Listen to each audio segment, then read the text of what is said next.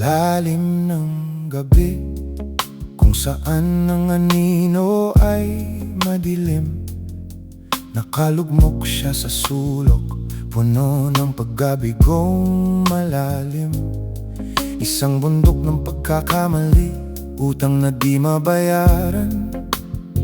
Naghahanap ng liwanag sa gitna ng kawalan. Ang mga pader ay tila sumisikip sa kanyang isipan. Walang makitang sagot sa gulo ng kaniyang kapalaran. Ang hangin sa umaga ay nanunuot sa kanyang paglalakad. Bitbit ang pagod at espiritong tila sagad na sagad. Doon sa isang sulok ng gusali, sa ilalim ng tagpi-tagping tolda, isang ina at maliit na bata, 2 araw nang di kumakain sinta. Ang kanilang mga mata ay wala nang ningning, maputla ang balat. 2 multo sa lungsod, gutom ang tanging sulyap. Naramdaman niya ang huling bareya sa kanyang palad. Ang tanging natitira sa gitna ng buhay na hungkap. Ngunit sa pagkakita sa kanilang kalagayan, pasan niya'y gumaan. Bumili siya ng tinapay, isang maliit ngunit banal na tulong sa daan. Inabot niya ito sa kanila, isang tangbo at wala ng salita. Isang tahimik na kislap ng awa sa malamig na kalsada. Lumipas ang mga dekada, buhok niya'y naging abo. Ngunit ang lumang problema sa hangin ay tila nakapako.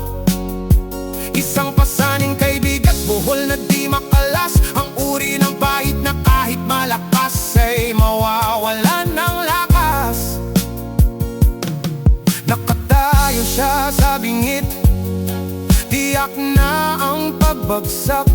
Naghihintay na lamunin ng dilim na sadyang masakla. Biglang may kumatok, isang babae sa kanyang pintuan. May mga matang puno ng kabutihang nagwagi sa kapalaran. Iniabot niya ang solusyon ng susi sa bawat kandado. Isang kamay na humila sa kanya mula sa gilid ng bato. Pinakain mo kami noong ang mundo ay malamig, wika niya ng may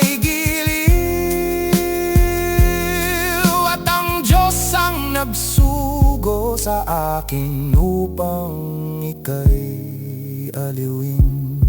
Kaya't kapag ang daan ay sira at ang langit ay madilim, at ikaw ay nag-iisa sa silid na puno ng lumbay at taimtim, tandaan na ang binhi ng pag-asa ay itinatanim sa pagbibigay sa mga paraang di natin